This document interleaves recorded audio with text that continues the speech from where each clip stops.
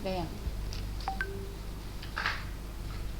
Nanti sumpahkan aja. Ya, Mi.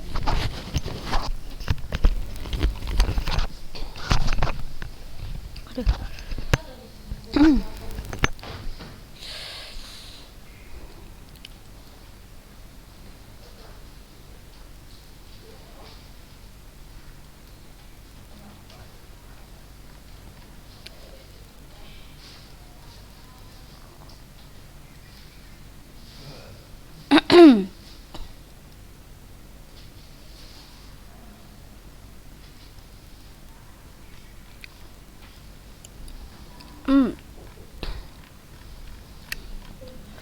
Yang sudah bergabung silahkan dibuka ya kameranya.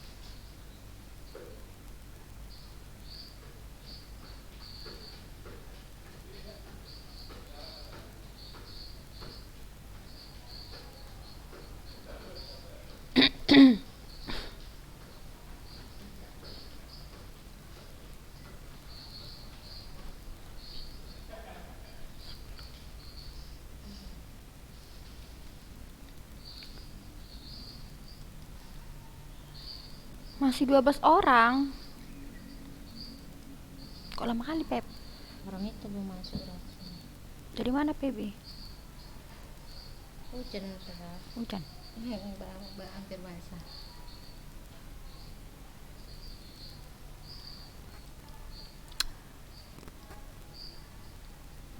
Oke, kita mulai aja ya. Bismillah, assalamualaikum warahmatullahi wabarakatuh. Waalaikumsalam warahmatullahi wabarakatuh. Apa kabar anak-anak ustazah kelas 9? Alhamdulillah baik Ustazah. Alhamdulillah. Ya baik, alhamdulillah, puji syukur kita ucapkan kepada Allah Subhanahu wa taala yang mana dengan limpahan rahmat serta karunia darinya kita bisa mengikuti kembali kegiatan belajar daring pada hari ini. Ya, alhamdulillah hari ini kita bisa diberikan kemudahan sehingga kita bisa melanjutkan kembali materi bahasa Indonesia untuk hari ini ya. Nah, jadi anak-anak ustazah, kita masih membahas tentang teks diskusi. Tapi kita baca dulu teks diskusi yang contoh lain tentang pajak ya.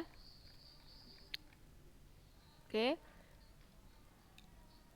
Kita baca secara bergantian ya anak-anak ustazah ya. Tapi sebelumnya ustazah mau tanya, masih ingat nggak apa itu yang dimaksud dengan diskusi?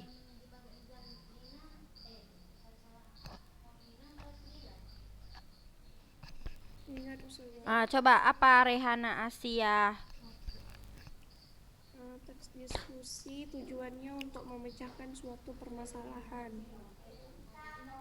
Untuk memecahkan suatu permasalahan atau percakapan yang dilakukan ya kan oleh dua orang ataupun lebih untuk menyelesaikan suatu persoalan untuk mendapatkan solusi kan gitu kan. Suara ustazah jelas? Jelas ya. Oke, jadi kita baca dulu ya anak-anak ustazah secara bergantian Ustazah, coba si Nur Salsabila dulu yang pertama, paragraf pertama Nur Salsabila yang ini ya.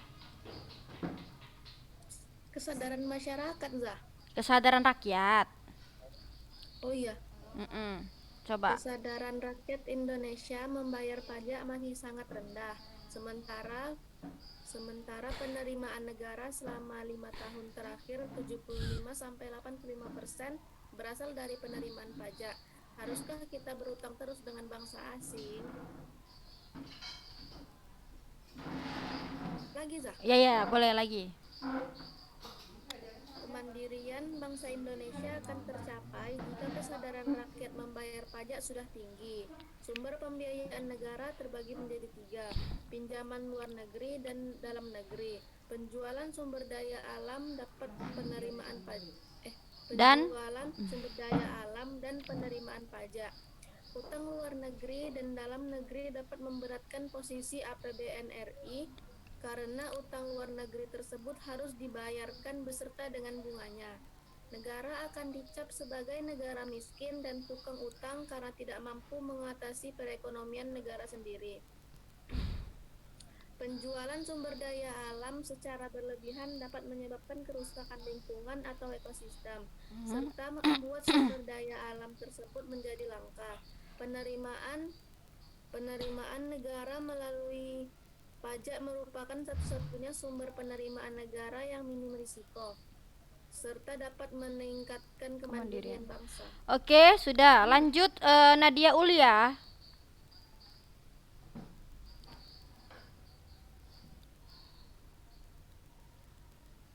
Itu sudah pertumbuhan ekonomi. Iya.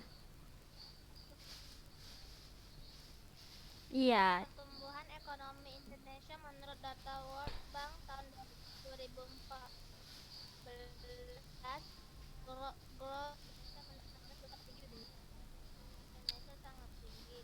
Sayangnya dalam 5 tahun terakhir rasio cukup rendah dan target pajak tidak akhirnya disebabkan oleh rendahnya tingkat kepatuhan pajak dalam melaksanakan wajib perpajakannya. Hanya tingkat kepatuhan wajib pajak badan 55% dan 25% tingkat kepatuhan wajib pajak perorangan. Di lain pihak, penerimaan negara dari penjualan sumber daya alam semakin mengecil sejak tahun 1982. Sebelumnya, Kementerian Bangsa ke depan sangat tergantung kepada kesadaran rakyat membayar pajak. Oke, cukup. Selanjutnya coba dulu sih. Udah. Anya. Lanjut Anya.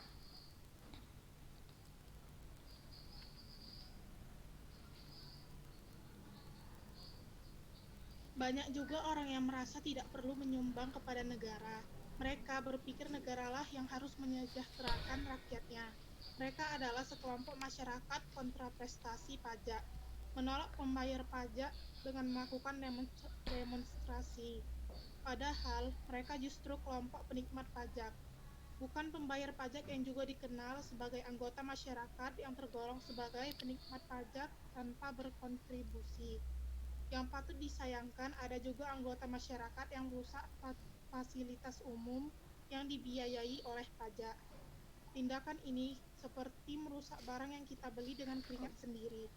Siswa atau mahasiswa yang malas belajar tidak gigih menuntut ilmu pun termasuk kelompok ini, karena semua fasilitas pendidikan dibiayai oleh pajak. Oke, cukup. Ini lanjut sih. Rizky Ramadhani dulu. Ini dia yang hilang timbul ini. Rizky Ramadhani, baca. Kelompok prestasi lainnya adalah yang kecewa karena anggaran negara yang dibayar pajak itu dikorupsi. Titik. Berhenti dulu baru mereka berpikir untuk apa bayar pajak jika untuk dikorupsi. Kok hilang? Koruptor wajib pajak yang tidak membayar pajak adalah Warga negara tidak membela Membela negara. Mereka jenis warga yang bertentangan dengan tujuan negara untuk menyejahterakan rakyat. Lanjut. Rizky. Wajib pajak yang patuh membayar pajak adalah patriot bangsa. Mereka membela negara, membangun negara, mengangkat harkat dan derajat bangsa di mata dunia dengan membayar pajak. Pajak untuk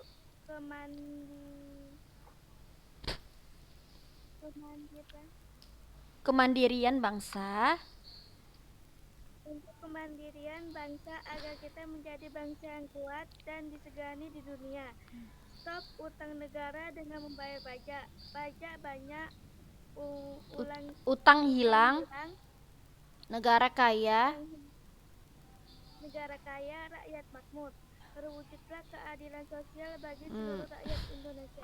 Oke. Nah, anak-anak ustazah, ini dikatakan sebagai teks diskusi. Kenapa ini dikatakan sebagai teks diskusi? Apa rupanya yang dibahas? Siapa yang bisa jawab? Kenapa itu sebagai teks diskusi? Karena dia mendiskusikan tentang negara. Karena apa?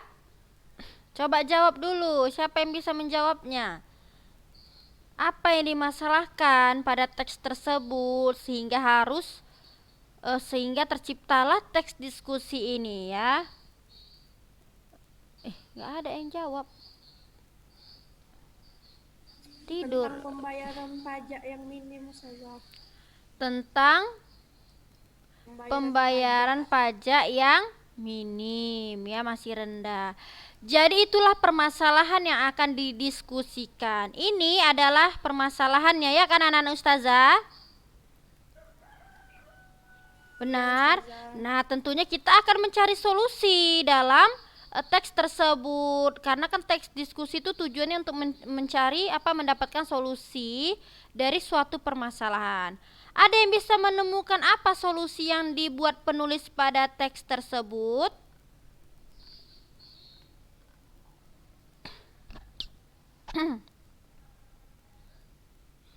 Tes 1 2 3.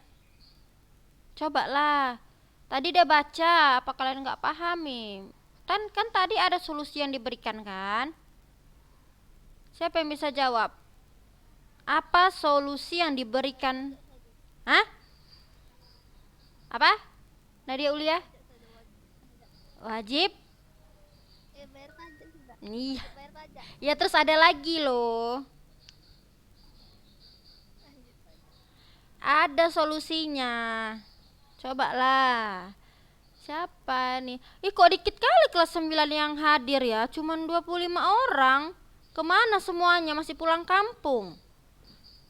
Ya Allah, cuman 25 orang yang datang, yang masuk Zoom.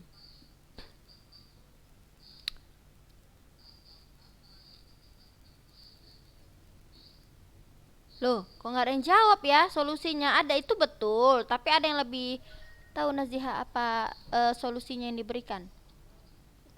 Nggak tahu. Kok diam semua ini? Kok belum tahu? Cobalah. Jangan merusak fasilitas umum bisa saja.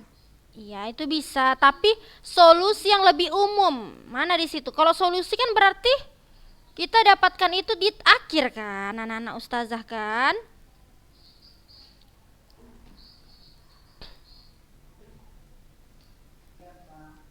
Stop utang negara dengan membayar pajak. Bagus. Nah, itu bisa ya. Itu salah satu contoh dari solusi yang diberikan penulis. Jadi dari sini nih anak-anak ustazah sampai sini, ini merupakan solusi yang diberikan penulis. Anak-anak ustazah harus pahami bahwasannya namanya juga solusi. Pasti solusi itu adanya di akhir. Kenapa? Karena ketika kita sudah berdiskusi itu kan di awal tuh. ya kan, kita saling bertukar pikiran gitu. Pasti hasil akhirnya itu adalah solusi anak-anak ustazah sekalian ya. Jadi nggak perlu lagi bingung-bingung mencari manalah solusi itu, kan seperti itu. Paham anak-anak ustazah sampai di sini? Paham. Jadi biasanya solusi itu letaknya di akhir pembicaraan, benar kan anak-anak ustazah kan?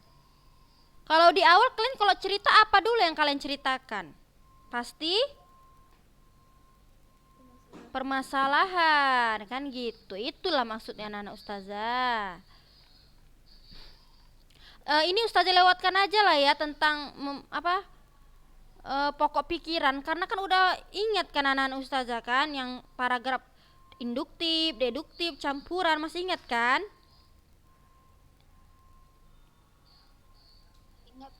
Iya, jadi nggak usah lagi kita ini ya, tidak usah kita bahas lagi kan gitu, biar cepet.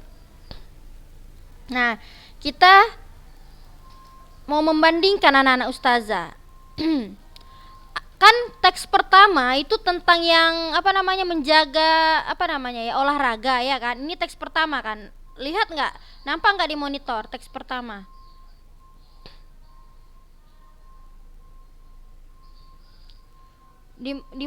Nampak. Ini teks kedua ya kan, yang tadi pajak tentang adalah teks kedua. Lalu kita bandingkan ya. Apakah persamaan kedua tulisan itu?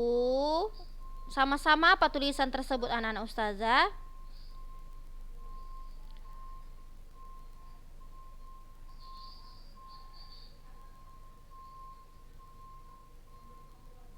Loh, apakah persamaan kedua tulisan itu? Yang teks kedua Diskusi saja. iya, betul. Kayak gitu loh jawabnya. Sama-sama teks diskusi. Gitulah anak-anak ustazah sekalian. Dah. Masa nggak bisa jawabnya? Kan ditanya ajanya apa persamaannya gitu. Dan sekarang kita langsung aja ya ke struktur. Nah, jadi anak-anak ustazah sekalian, pada teks diskusi itu terdapat 3 struktur. Struktur yang pertama adalah pendahuluan. Yang kedua isi, dan yang ketiga adalah simpulan anak-anak ustazah. Sekarang kita bahas dulu pendahuluan. Nanti ini dicatat ya anak-anak ustazah ya. Pendahuluan itu biasanya berisi tentang pernyataan untuk membatasi topik, latar belakang topik, sudut pandang berbeda yang akan dibahas. Tapi kesemuanya ini merupakan intinya adalah pendahuluan itu adalah sudut pandang atau permasalahan ataupun topik yang akan dibahas. Misalnya permasalahan pajak atau permasalahan kegemukan, permasalahan kesehatan, itu biasanya letaknya di paragraf. Ayo, paragraf berapa? Paragraf pertama. Ya, si Raihana aja yang jawab ya kan. Yang lainnya masih sarapan.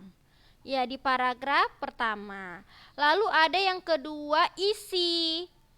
Nah, kalau dia sudah isi biasanya ya, apa saja yang ada di bagian isi? Ada serangkaian paragraf, betul. 2 atau 3 paragraf dengan argumen setuju, pro dan alasannya serta contoh yang mendukung gagasan. 2 atau 3 paragraf dengan argumen tidak setuju dan alasannya serta contoh yang mendukung gagasan. Lalu juga menggunakan bahasa persuasif, menggunakan bahasa kohesif untuk menghubungkan gagasan atau untuk menunjukkan perubahan pendapat. Nah, ini sekarang saya jelaskan. Jadi ingat anak-anak ustazah, dalam sebuah diskusi, kalau kalian melakukan diskusi ya, 2 orang atau lebih dari 2 orang, pernah nggak sih mengalami yang namanya pro kontra? Tahu nggak pro kontra itu apa? Nggak tahu pro kontra itu apa? Jadi pro itu adalah pendapat atau orang yang setuju dengan permasalahan itu, ya, dengan adanya permasalahan itu, ya. Lalu juga kontra itu tidak setuju anak-anak ustazah. Contoh, misalnya ada suatu topik yang menarik tentang seseorang yang mengatakan seperti ini ya. Misalnya kita ambil contoh ini aja.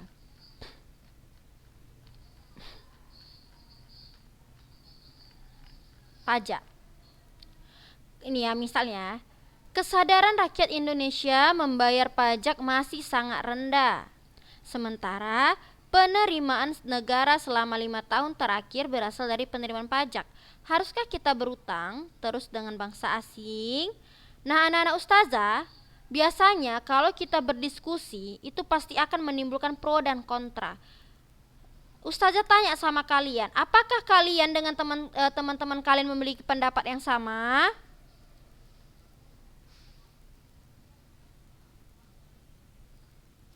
Kadang iya, kadang enggak, Ustazah. Iya, kadang enggak. Tapi kalau sudah diskusi, jarang sekali kita itu memiliki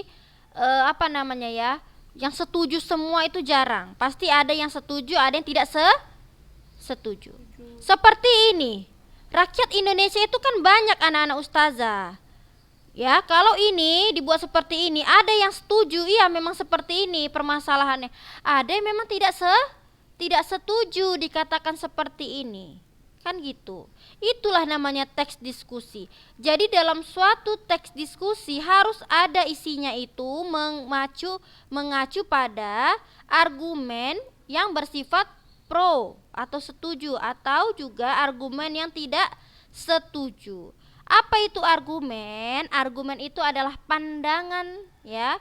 Pandangan ataupun pendapat yang bisa dibuktikan dengan fakta ataupun data.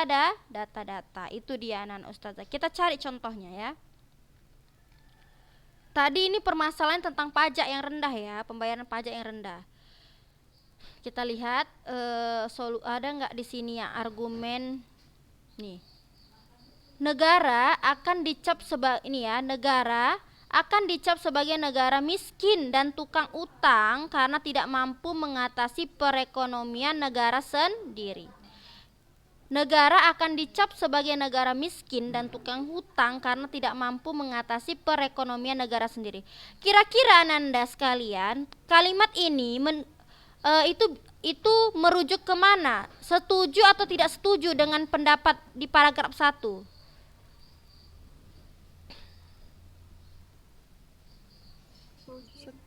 Setuju nggak dengan permasalahan di paragraf 1? Ayolah jawab, semangat gitu jawabnya. Setuju lah, kan tadi tentang, ya bagus. Itu tentang permasalahan hutang kan gitu kan? Ya, kita cari lagi yang lain.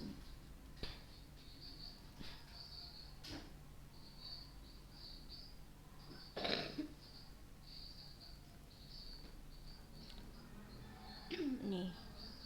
Ya. Pertumbuhan ekonomi Indonesia menurut data World Bank tahun 2014, Gross Domestic Product Indonesia menduduki peringkat 16 besar tertinggi di dunia. Potensi kemandirian Indonesia sangat tinggi. Sayangnya dalam 5 tahun terakhir tax ratio cukup rendah dan target pajak tidak tercapai, yang salah satunya disebabkan oleh rendahnya tingkat kepatuhan wajib pajak dalam melaksanakan kewajiban perpajakannya. Coba ini berkaitan nggak dengan paragraf pertama permasalahannya? Ini setuju atau tidak setuju? Setuju. Ya. So, kalau ini hanya tingkat kepatuhan wajib pajak badan 55% dan 25% tingkat kepatuhan wajib pajak perorangan. Di lain pihak, penerimaan negara dari penjualan sumber daya alam semakin mengecil sejak tahun 1982. Ya, ini juga setuju ya, pro ya terhadap permasalahan di atas. Nah, gitu ya.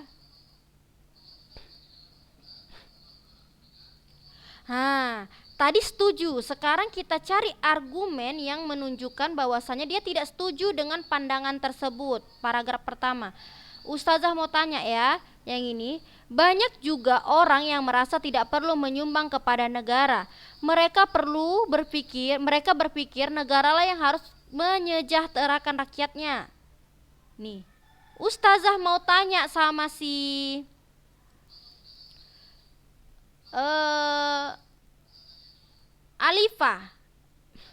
Alifah, tadi kan permasalahannya tentang membayar pajak yang sangat rendah, kan? Istilahnya, ya kan? Masyarakat tuh belum sadar untuk membayar pajak. Kira-kira kalimat ini tadi menunjukkan apa? Pro atau kontra? Setuju atau tidak setuju? Argumennya ini terhadap permasalahan yang tadi. Ini Za, kontra. Kontra, tidak setuju. Apa alasan Alifah pilih itu adalah kontra?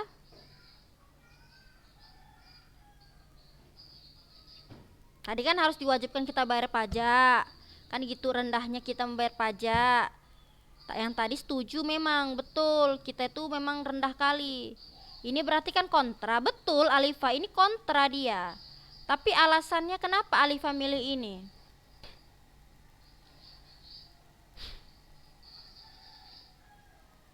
Siapa yang tahu jawabannya? Kenapa ini dikatakan kontra? Argumen yang kontra. Mereka berpikir negara lah yang harus menyejahterakan rakyatnya. Berarti kan memang kontra. Ya kan? Kontra dengan pendapat di atas tadi. Yang tadi di atas dia nyuruh kita untuk nggak berhutang, kan gitu. Coba anak-anak ustazah siapa yang bisa jawab? Kenapa itu kalian bisa memilih itu kontra?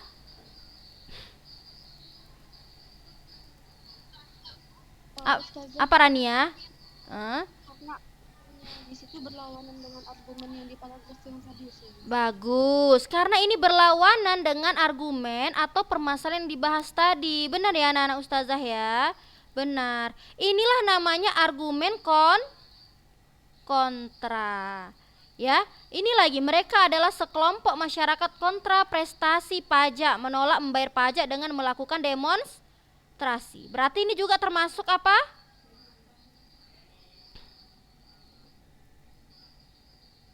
Anak-anak ustazah, kalimat tersebut yang saya baca tadi termasuk ke kontra atau pro?